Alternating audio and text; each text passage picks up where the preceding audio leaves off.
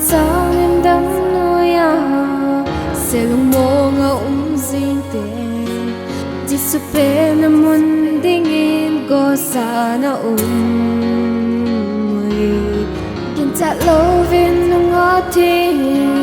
kiến thi sung có Mary Sue but then they nên chẳng in Giêsu khi diệu ta và đã vang tiếng la sa hồng sung mơ bất thiên lâu bi hẹn alung hay đã mi la chẳng lẽ hẹn nắng hồ lệ mi dấu sẽ già hát chẳng qua khi ba đã tu Giêsu phê tu hun a hi tin a sa về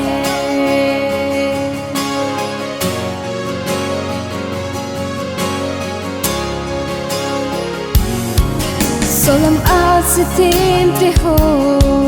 phải so lam sao dính dòng lệ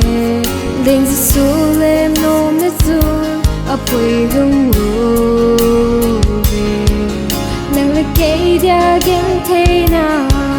đã để tâm pi dòng lệ Giêsu lên đinh in cái gấu tiếng ghiền liền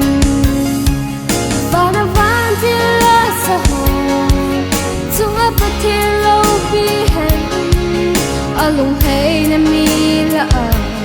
chăm lẽ hẹn nắng hồ lệ mi dấu sẽ già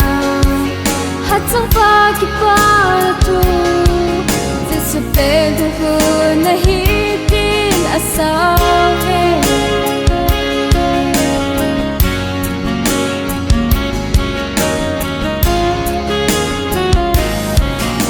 sao vợ kia ngồi chính hồ được một gia mi nỗi nhung tệ để hình chẳng là gì sẽ bên thu ra mà xa hiểu có chân nó dù bất thiên địa mình nỗi nhung tệ ngại luôn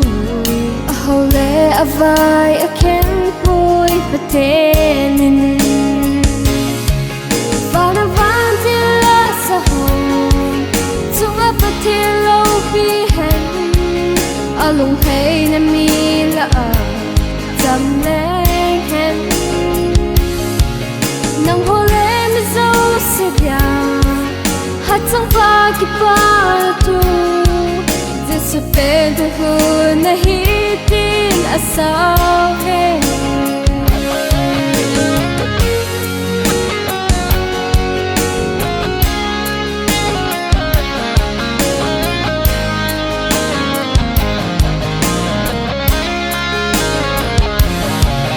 và nó vang tiếng la sa hồng